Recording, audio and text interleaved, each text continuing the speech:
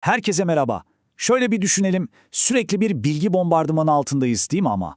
Peki bu kadar gürültünün arasında kendi sesimizi, kendi düşüncelerimizi nasıl duyacağız? İşte tam da bu noktada ünlü filozof Arthur Schopenhauer'ın asırlar öncesinden sorduğu o çok önemli soruya bakacağız. Kendi başımıza düşünmek ne demek?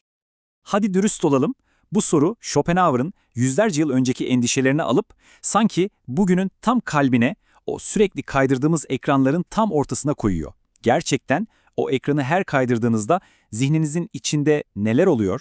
Gelin hep beraber bu sorunun peşine düşelim. Schopenhauer bu konuyu anlamak için iki temel karakter çiziyor gözümüzün önüne. Bir yanda sürekli bilgi tüketen okur var, diğer yanda ise bu bilgiyi alıp işleyen, bambaşka orijinal fikirler üreten düşünür. Yani biri sadece alıyor, pasif, diğeri ise aktif olarak yaratıyor. Peki bu okur olmanın ne gibi riskleri var? Yani sürekli tüketmenin. Schopenhauer'ın bu konudaki uyarıları inanın bana oldukça çarpıcı.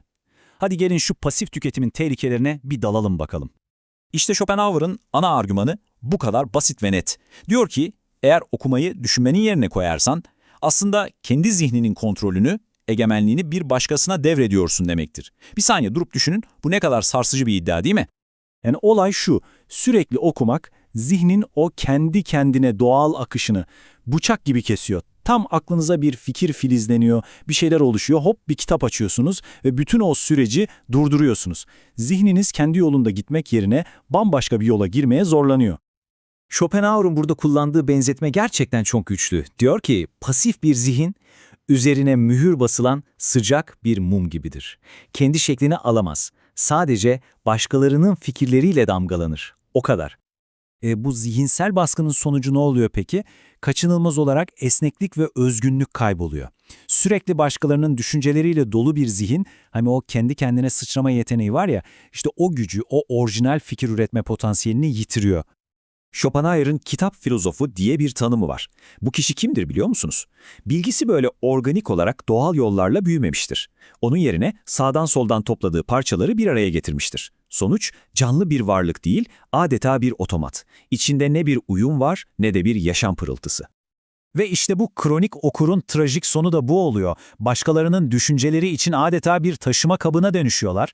Ama kendileri asla ama asla orijinal bir şey üretmiyorlar. Sadece bir yankı olarak kalıyorlar. Ne acı değil mi? Peki, tamam. Madalyonun bir yüzü bu. Diğer yüzünde ne var? Hadi şimdi vites değiştirelim ve o yapcanlı, o güçlü alternatife bakalım. Kendi başına düşünen zihne. İşte bakın, okur ile düşünür arasındaki en temel fark tam da burada. Okur, dünyayı başkalarının raporlarından, yani ikinci elden okur. Düşünürse, o doğrudan hayatın kendisine, yani doğanın kitabına bakar. Kaynağı birincil. Ve şu benzetmeye bakın, gerçekten muhteşem. Okunan, öğrenilmiş düşünce, tarih öncesi bir bitkinin fosil izi gibi. Ölü. Kendi düşüncemiz ise ilkbaharda tomurcuklanan taptaze bir bitki gibi. Yaşayan. Biri geçmişin kalıntısı, diğeri yaşamın ta kendisi.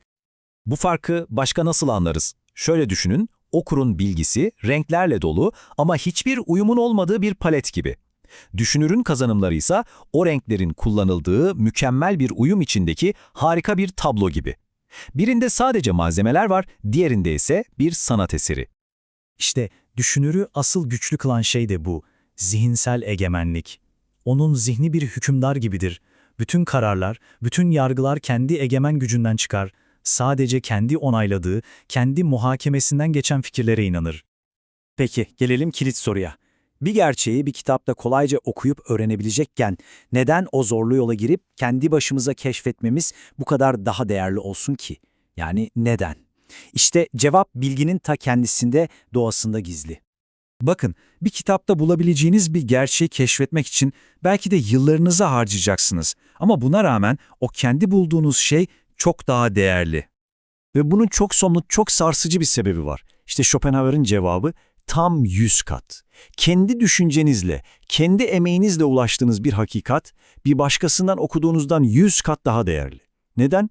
Çünkü o bilgi artık sadece bir bilgi değil. O artık sizin bir parçanız, size ait.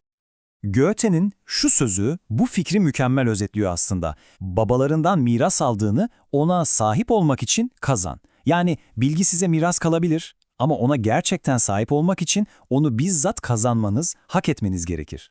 Schopenhauer'un şu benzetmesi biraz sert ama çok net. Sadece öğrendiğiniz bir hakikat diyor, yapay bir uzuv, takma bir diş ya da bal mumundan bir burun gibidir. Üzerinize takarsınız ama size ait değildir. Ama düşünerek elde ettiğiniz hakikat, o sizin doğal bir uzuvunuz gibidir. Sadece o gerçekten size aittir. Peki tüm bunlardan sonra Schopenhauer okumaya tamamen karşı mı diyeceğiz? Hayır, tabii ki hayır. Mesele okumak değil. Mesele ne zaman ve nasıl okuduğumuz. Hadi gelin kitapları bir koltuk değneği gibi değil de faydalı bir araç olarak nasıl kullanabiliriz ona bakalım. Temel kural şu: okumak, düşünmenin bir ikamesidir, yani yerine geçen şeydir. Kendi düşünceleriniz tıkandığında, bir duvara tosladığınızda kullanın ama asla ama asla kendi zihninizin, kendi gerçekliğinizin yerini almasına izin vermeyin. Peki nasıl yapacağız bunu? İşte size 3 pratik adım. 1. Yalnızca kendi düşünce pınarınız kuruduğunda, tıkandığınızda okuyun. 2. Bırakın başkasının düşünceleri zihninize taze malzeme getirsin ama o kadar. Ve 3. Bu en önemlisi. Aklınıza orijinal bir fikir geldiğinde onu korkutup kaçırmak için asla bir kitaba sarılmayın.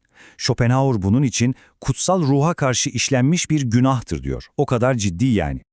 Ve şunu da hiç unutmayalım, bizi düşünmeye iten o kıvılcım var ya, o kitaplardan çok daha sık gerçek dünyadan gelir, hayatın kendisinden. O yüzden arada bir gözlerinizi o sayfalardan kaldırıp etrafınıza bakın, asıl ilham orada. Ve sonunda gelelim size. Bütün bu tükettiğiniz şeylerden sonra zihniniz nasıl bir yer, özenle düzenlenmiş, her bir parçasını kendinizin kazandığı bir bilgi kütüphanesi mi, yoksa oradan buradan toplanmış ikinci el eşyalarla dolu bir yığın mı? Bu sorunun cevabı tabii ki sadece sizde. Düşünmek için bu vakti ayırdığınız için teşekkürler.